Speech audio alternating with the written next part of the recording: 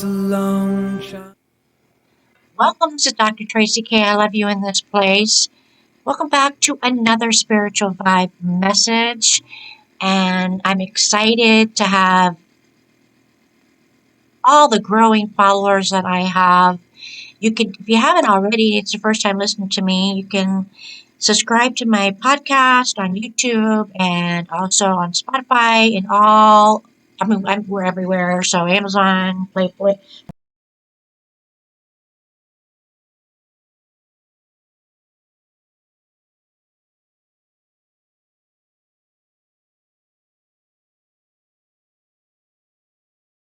the agreements we had when it came to Anchor, who supposedly made millions and millions of dollars, and it was supposed to be independent to pay out and support independent creators and podcasters like myself and others and our sponsor. So I'm sorry today, but we're going to still try to keep going on.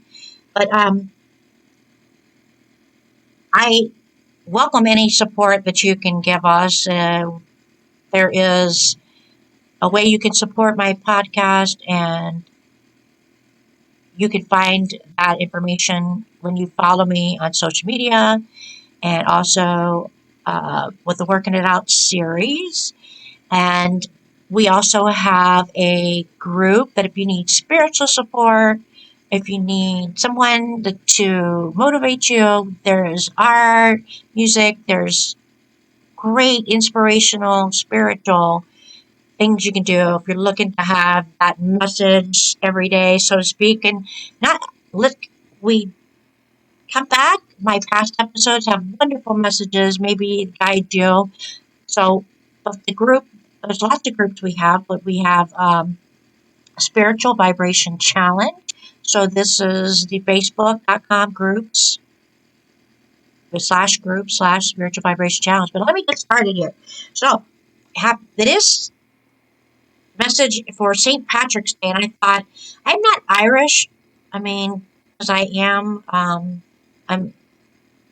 not purebred, but I mean, I have a mutt, so it's like I have Italian and German and some other stuff in me. So, but and I don't have any Irish. I haven't done one of those DNA things, so. But they can. They sponsor me talk about it. If I haven't, if I just knew the basics. But this is St. Patrick. Actually, I thought I'd do a little thing on St. Patrick because most people look at St. Patrick as just more of wear green, get drunk, act stupid, and pick people. Sorry. So, do you really know what St. Patrick is about? I don't think a lot of people do. I mean, it says, well, we wear green, and it's just a go party. So I thought I would give a little detail about the spiritual aspect behind St. Patrick. And believe it or not, he really wasn't in respect to Ireland. He was actually Italian, Romanian. Well, they call it Romania, but St. Patrick is actually he was a spiritual person. He was someone that was who preached the word of Jesus. He actually later, but the point is, um, he was from Ireland, but his whole thing was he was a Christian mission because during that time, uh, it was Britain that was in control of the Roman Empire. That they were all bound to the Roman Empire. I watched it. I think it's so funny because how the spirits messaged me, but I ended up getting an interest in watching a movie called Devil's Own, and it had Harrison Ford in it and Brad Pitt, and Brad Pitt was portraying a character of this Irish in their fights, and it was a really I like that movie. I forgot about it and I watched it again because of this, and it was wonderful because they called the character that Brad Pitt played a terrorist. Our country did in government, but he was actually fighting for what's right in regards to the terror that was going on in Ireland, and so forth. And they were escaping that. It was just kind of, and that's what reminded me. I watched that again and it helped me. And Harrison Ford played the cop, retired, and he got caught up in it. But the point is, it made me go, oh, well, I'm going to do something about St. Patrick because I had almost forgot this today. So Patrick was actually enslaved in the 5th century. And at that time of the Roman Empire, so the Irish were considered uncivilized barbarians. And many thought their literacy and vital emotions put them outside the reach of the gospel. But Patrick knew better. And he was enslaved for many years. And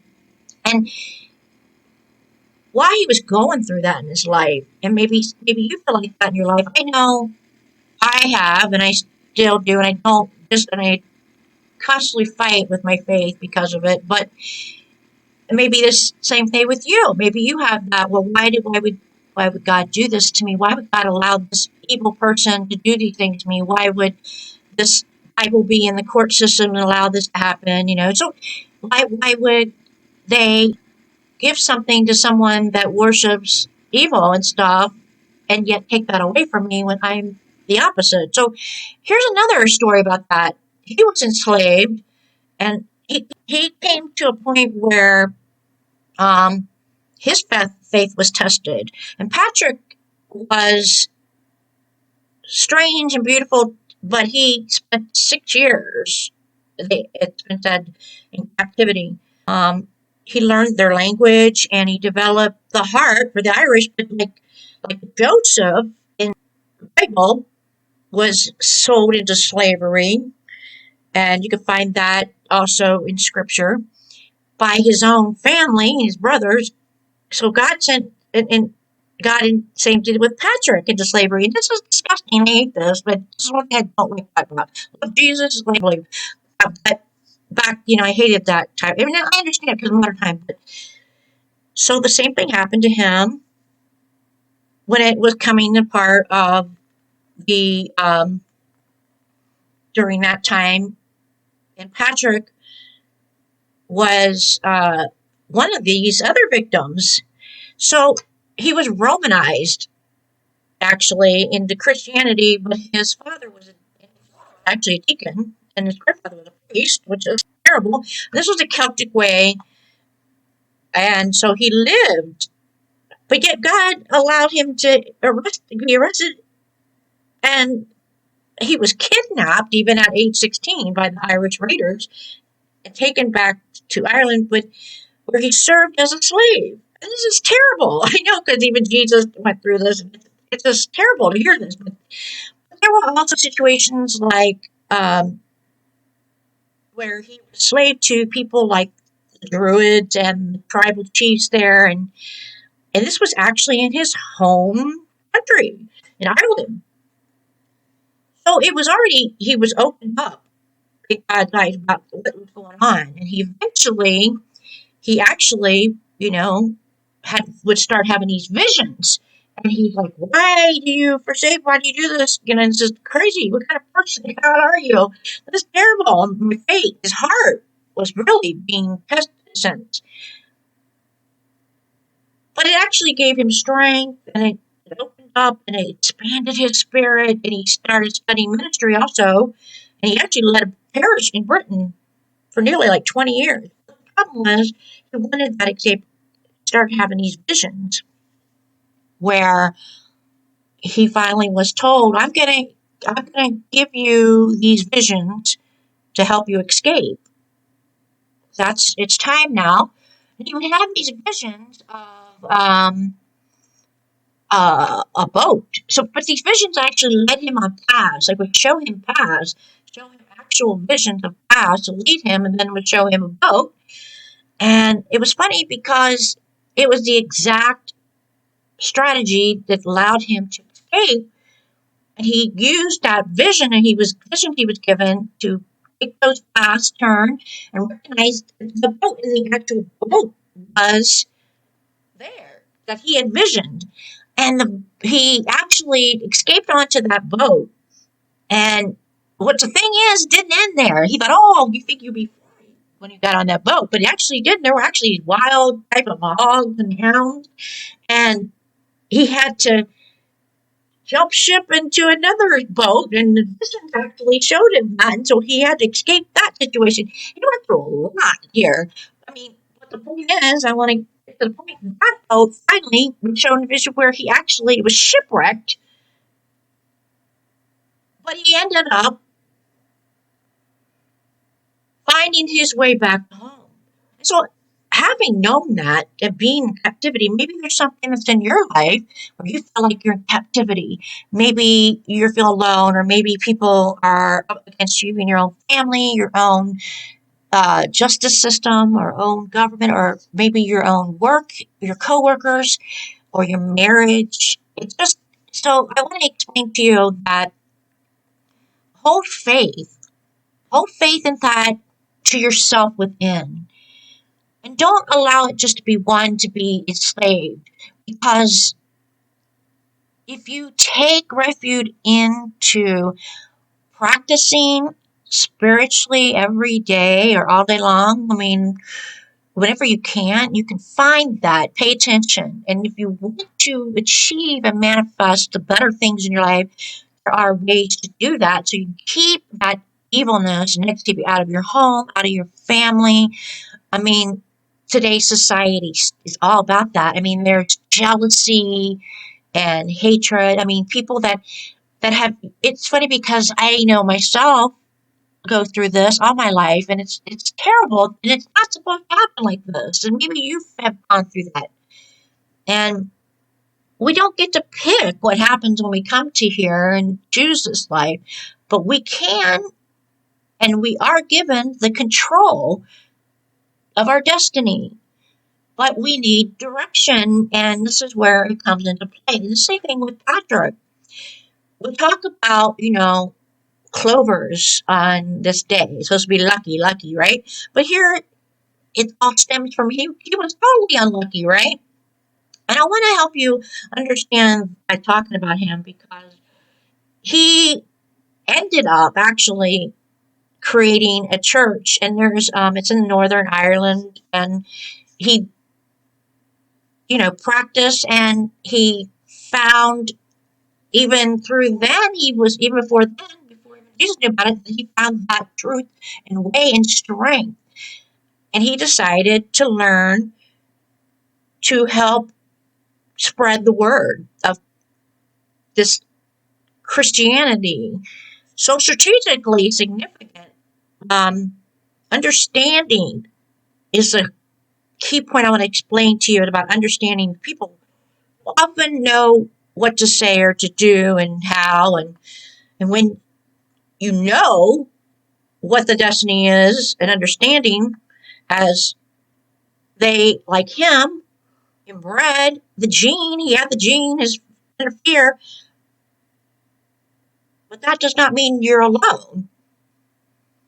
And that's why I wanted to talk a little bit about this, because Patrick basically knew the Irish well enough to engage with them in authentic ways to bridge societies of different cultures, come together in belief, and maybe learn about the whole Trinity and the Christianity, and that was what his destiny was, and he chose that and engaged to be part of that, and he fulfilled it, even though his culture was not.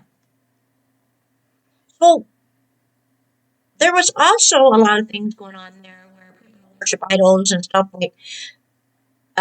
There was the pagans, there was the Druids.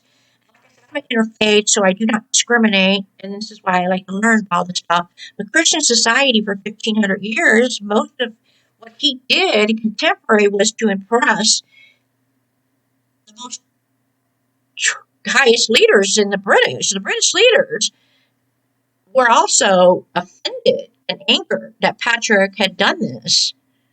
So just like similar to what Jesus did when it came to Jews, because back then the Romans they were conquering everything, and so like the British actually saw this as being offensive, and it was angered. that Patrick was spending priority time with all these other sinners. And Patrick knew such an approach as good precedent. So there's something with remembering about this instead of all being about party and drunk and stupid. It's more aligned about bringing things together in joy. And I think that's why it's interesting, because that day actually brings all different cultures together in all ways to basically enjoy and celebration. And I just want to think that a lot of times in our world today, we see that, and there's a breaking point, and it's about understanding people and understanding how we can overcome. And celebrations like this actually brings all cultures together. It's celebration of something. So I wanted to kind of give you that information a little bit about Patrick in the 5th century, how you can learn in regards to what his life went through. Maybe you're going through the same thing. Maybe you're going through trials and tribulations in your life, and it's a lot of times we have to do patience and sufferance, and having the passion of the Most High within us. And just like St. Patrick, he learned through his spiritual practice how to become stronger and overcome and escape captivity and spread something more. Now, we also talk about how we deal with leprechauns. Leprechauns are about love, but then they can be, where a lot of people might think leprechauns are evil in a sense. So, and we deal with the children's side of the thing of St. Patrick on the shamrock. Shamrock is to teach, and it was a symbol, it was used. St. Patrick used the shamrock to teach about the Trinity. And that is actually, when I researched this, is in this Romans chapter 8. And also in John. John has a chapter 3 and also 20, I found. And I think that's kind of interesting, because shamrock was given in the fact of, the God, the Father, the Son, the Holy Spirit. And it was used as a symbol where it was given to teach that Trinity. And that Trinity led to a lot of things when it came to the rainbow and pot of gold. And the lessons here are trusting in faith in times of doubt. And that's what I thought was really wonderful about the whole thing when it came to the pot of gold and the rainbow and the shamrock. So this is about teaching and trusting and patience, and also in times of doubt. And I thought that was really wonderful and interesting, because that kind of gave me the luck on sense that you can have on your side. And just like the cross, just like any symbols you have, objects, we don't want to think as yourself, well, isn't that worshiping idols, Dr. Tracy K, blah, blah. Actually, I understand why you would say something like that, because but that's what holds true. We are matter, and matter is of a creation, and it's your intention. It has nothing to actually do with the evilness. It's what your intention is when you use something like that. It's hold heart to you and treasure to you. I mean, just like when something is passed down through your family. So like the shamrock with St. Patrick, it was the same thing of righteousness. It was received to be a heartwarming devotion of blessing and salvation, to bring the hope of the rainbow to your blessing, the pot of gold, which was great to have because a lot of times we all need luck. We all need that time of luck where we are in times of doubt, and that brings us trust and hope. So I think that's an amazing message there to consider when it comes to using the life of St. Patrick, especially since today, when we're in a days of deception, I figured I'd dedicate it to his honor in this message. And maybe you'd like to learn more about St. Patrick. I'll put something in the description box if you'd like to. There's lots of things on that, history wise. But I wanted to say, well, that's just something I think is great to learn on this message of spiritual vibration. And I hope you listen to this to the end because at the end, if you're watching on video, you can take in a meditation of supernatural luck with Shamrock. I wanted to give you guys that as a gift today for coming in to listening to my spiritual vibe message today as a thank you. I really like this and I wanted to share this with you free. Usually, it costs money and stuff like that for session. But I thought I would give you this blessing today as a shamrock for supernatural luck for St. Patrick. I hope you enjoy it. If you want to, please share your comments with me on what's going on in your life. Let me know in the group or take advantage. I'd like to get how you guys are doing out here. So, and I appreciate your support. Anything you can do and spread the word. Sharing is always caring. And enjoy your supernatural luck blessing here that I'm going to be sharing with you at the end of this message.